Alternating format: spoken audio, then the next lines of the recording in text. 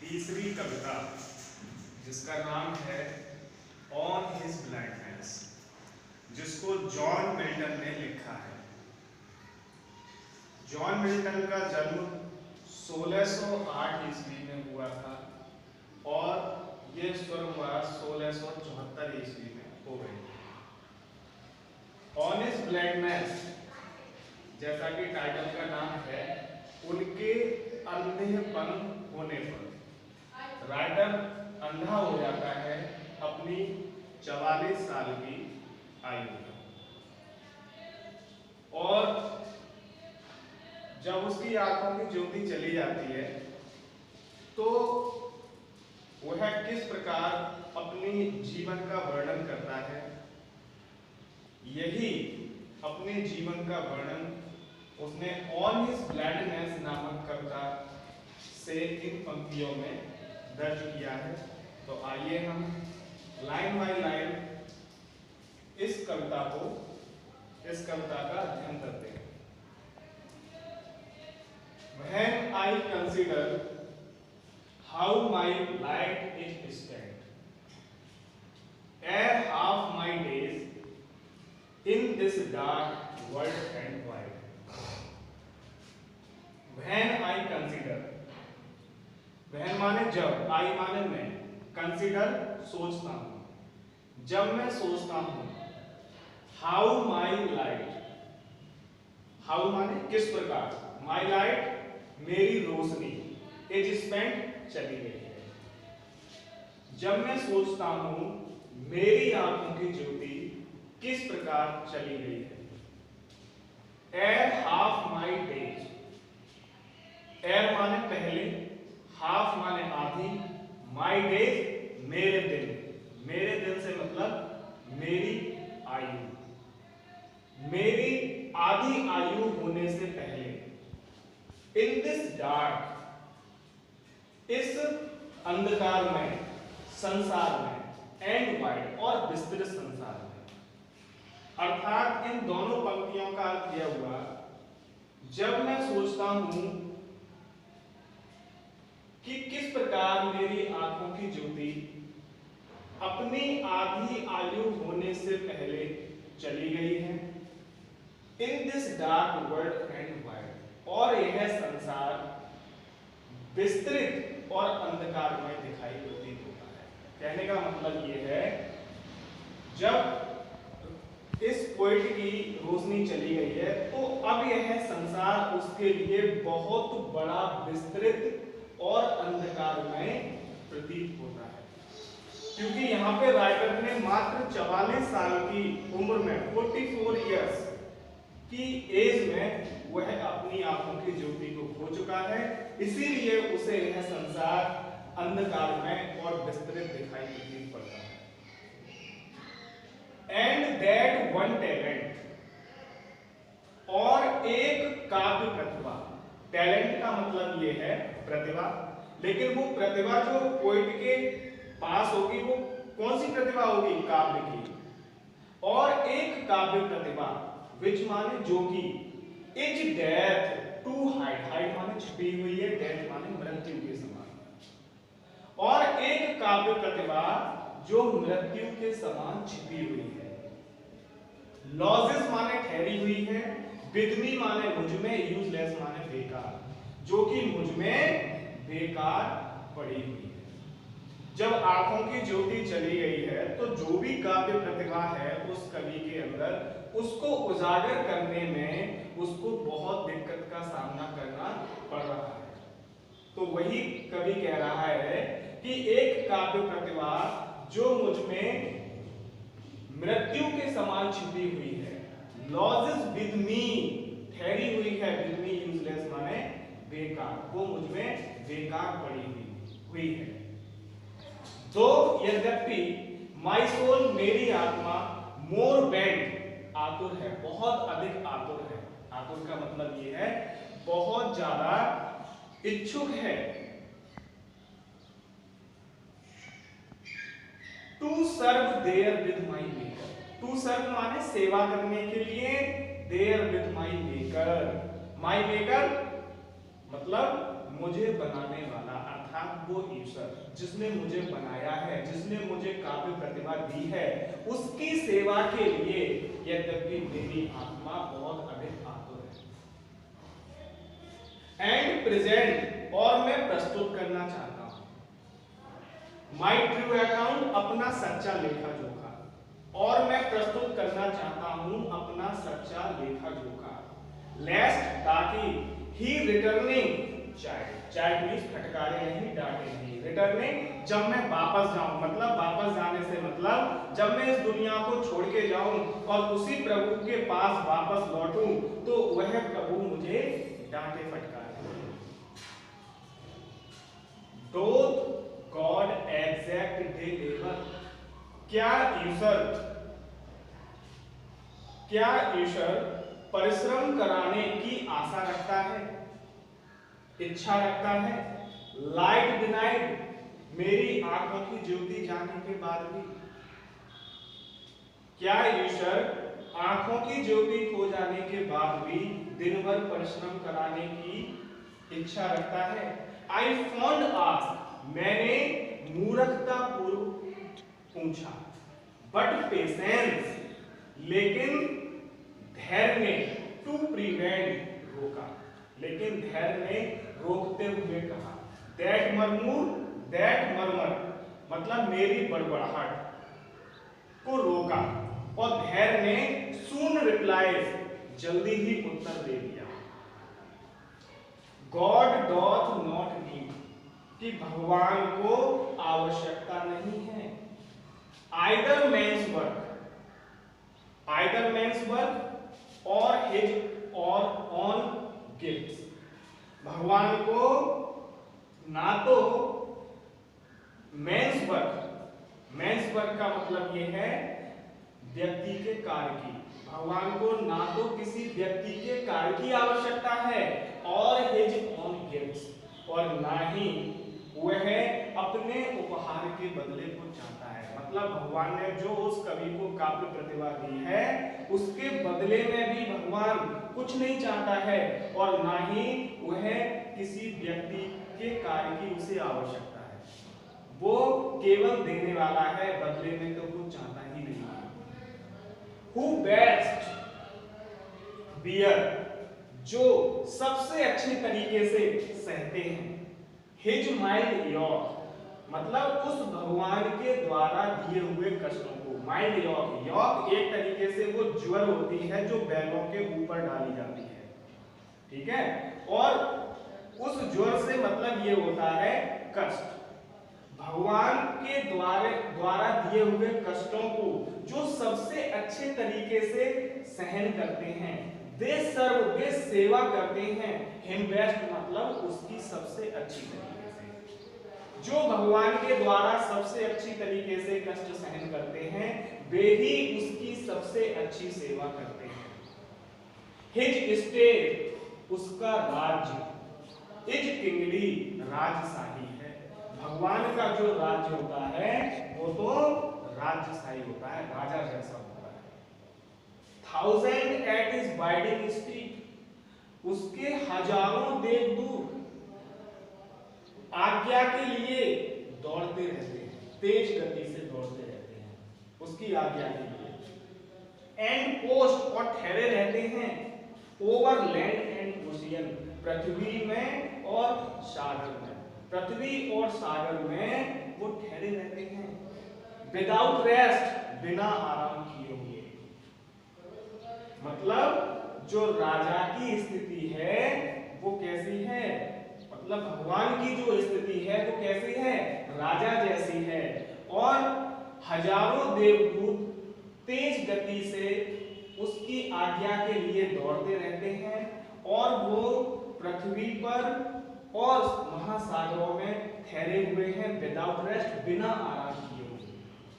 They also सर्व, वे लोग सेवा करते हैं, हु ओनली, जो केवल स्टैंड खड़े रहते हैं, एंड वेट, और इंतजार नहीं करते हैं। मतलब भगवान की वे ही लोग सेवा करते हैं जो हमेशा निरंतर उसका इंतजार करते रहते हैं और सेवा के लिए खड़े रहते हैं। धन्यवाद। मेरी समझ से आपको ये पंक्तियां समझ में आ गई होंगी। और ऑन हिज ब्लाइंडनेस में जॉन मिल्टन ने अपनी आंखों की ज्योति जाने के बाद कैसे अपने जीवन चक्र को प्रस्तुत किया है, अपने कर्मों को प्रस्तुत किया है। आई थिंक इन पंक्तियों में आप ये सब चीज समझ गए होंगे। धन्यवाद। ये हमारी जो नेक्स्ट पोएम है उसका नाम है from an elegy written in a country churchyard, written by Thomas Gray. Thomas Gray's life span is 1716 to 1771. Means यह है from an elegy written in a country churchyard. एक country churchyard का अर्थ होता है एक देहात का कब्रिस्तान। एक देहात के कब्रिस्तान में लिखा हुआ शोक गीत, लिखा हुआ एक शोक गीत, मतलब देहात के कब्रिस्तान से लिखा हुआ एक शोक गीत। थॉमस ग्रे ने इस पोएम को रिटन किया है और उन्होंने इस कविता के माध्यम से जो गांव के पूर्वज हैं, जो कि देहात के कब्रिस्तान में हमेशा के लिए सो गए हैं, तो उनकी जीवन शैली के बारे में कवि वर्णन करता है। तो आइए हम लाइन बाय लाइन इस कविता को पढ़ते हैं, अध्ययन करते हैं कि क्या कुछ थॉमस ग्रे ने an elegy written in a country churchyard के अंतर्गत लिखा है। तो चलिए हम लाइन बाय लाइन पंक्तियों का अध्ययन करते हैं। The curfew tolls the knell of parting day. The curfew means होता है गिरजाघर, गिरजाघर की घंटियां। टॉल्स माने बजती हैं। द नेल मंद मंद गति से ऑफ पार्टिंग डे, जब दिन खत्म होता है, जब दिन समाप्त होता है तो गिरजाघर की घंटियां मंद मंद गति से बजती हैं। The lowly herd wind slowly over the lea. The lowly रवाते हुए पशु, हर्ड से मतलब यहाँ पशु से, रवाते हुए पशु चरागाह से धीरे धीरे चलने लगे। ठीक है। The ploughman homewards, ploughman means होता है किसान, homewards मीन्स घर की ओर। प्लोट्स माने अपने पैरों को घसीटते हुए, इस गली में थकान होने से अपने रास्ते से अपने पैरों को घसीटते हुए किसान घर की ओर चलने लगे हैं। And leaves the world to darkness and to me. अब पोएट कहता है कि अंधकार और मेरे अलावा इस संसार में कोई भी उस कब्रिस्तान में नहीं बचा है। अर्थात उस कब्रिस्तान से सभी व्यक्ति जा चुके हैं, सभी चिड़ियाएं जा चुकी हैं, अब केवल सभी पशु भी जा चुके हैं, अब केवल कवि के और अंधकार के अलावा उस संसार में, मतलब संसार से मतलब उस कब्रिस्तान में अब कोई भी नहीं बचा है। Beneath those rugged elms that use trees sat. Beneath माने नीचे, those माने उन, rugged elms उन भद्दे जंगली वृक्षों के नीचे। उन elms में होता है कोई जंगली वृक्ष, ठीक है। उन भद्दे जंगली वृक्षों के नीचे that you trees sat, और सदाबहार वृक्षों की छाया में, यू मीन्स होता है सदाबहार, और सदाबहार वृक्षों की छाया में। Where is the turf, सूखी हुई पत्तियों के नीचे। In many a mouldering heap, सूखी हुई पत्तियों के नीचे अनेक कब्रें हैं जो देखने पर मिट्टियों का ढेर लगती हैं। माउल्ड्रिंग मीन्स होता है मिट्टी और हीप माने ढेर, जो कि मिट्टियों का ढेर लगती है। Each in his narrow cell for ever laid, each माने प्रत्येक, इन हिज नैरो सेल, इन सकरी कोठरियों में, फॉर एवर हमेशा के लिए लेटे हुए हैं। कौन? द रूड फॉर फादर्स, वही पुराने जो हमारे पूर्वज हैं, ऑफ द हैमलेट गांव के, स्लीप माने सो गए हैं, जो कि उन सकरी कोठरियों में हमेशा के लिए हमारे गांव के पूर्वज सो गए हैं। The breezy call of incense breathing morn, the breezy call मतलब हवा का पुकारना, ऑफ इंसेंस ब्रीथिंग मॉर्न सुबह की सुगंधित वायु का पुकारना, हवा का पुकारना। The swallow twittering from the straw wind said, the swallow अबाबिल चिड़िया होती है, swallow, twittering चहचहाना, from the straw wind घास तिलकों से बने हुए घोंसलों से अबाबिल चिड़िया का चहचहाना। द cock shrill clarion मुर्गे की तीखी ध्वनि, और द इकोइंग हॉर्न और शिकारियों के बिगुल की ध्वनि। नो मोर शैल राउज देम, उनको नहीं उठा पाएगी, फ्रॉम दियर लोली बेड, उनके बिस्तरों से, जहां वो बिस्तरों में, कहने का मतलब जिन कब्रों में वो गांव के पूर्वज लेटे हुए हैं, उन कब्रों से, ठीक है, अबाबिल चिड़िया का चहचहाना, सुबह की सुगंधित वायु की ध्वनि और शिकारी के बिगुल की ध्वनि, मुर्गे का तीखी गत से चिल्लाना, उन कब्रों से उन गांव के पूर्वजों को नहीं उठा पाएगी। ठीक है, नेक्स्ट पंक्तियों पर चलते हैं। Let not ambition mock their useful toil, let not ambition, महत्वाकांक्षी व्यक्तियों को मॉक उपहास नहीं करना चाहिए, दियर यूजफुल टॉय उनके उपयोगी श्रम, किनके उपयोगी श्रम? उन गांव के जो पूर्वज हैं, जो हमेशा के लिए सो गए हैं, ठीक है, उनके उपयोगी श्रम पर महत्वाकांक्षी व्यक्तियों को उपहास नहीं करना चाहिए, मॉक मींस उपहास करना। दियर होमली जॉयज, उनकी जो घरेलू खुशियां हैं, एंड डेस्टिनी ऑब्सक्योर, और उनका जो छुपा हुआ भाग्य है उस पर उपहास नहीं करना चाहिए। Nor grandeur hear with a disdainful smile, disdainful smile means होता है घृणित मुस्कान, और घृणित मुस्कान के साथ नहीं सुनना चाहिए उनकी शान, ठीक है, जो भी उनकी शान शौकत है उसको घृणित भरी मुस्कान से नहीं सुनना चाहिए, अर्थात मतलब हमें उनकी शान पर गर्व करना चाहिए। The short and simple annuls of the poor, और उन गांव के जो पूर्वज हैं उनका जो लघु और साधारण एनल्स ऑफ द पुअर, उन गरीबों का जो जीवन लेख है, जो जीवन वृत्ति है, एनल्स का मतलब होता है जीवन लेख, उनकी जो जीवन वृत्ति है, उनकी जो जीवन शैली है, कैसी है, लघु और साधारण है, उसको हमें घृणा भरी मुस्कान से नहीं सुनना चाहिए।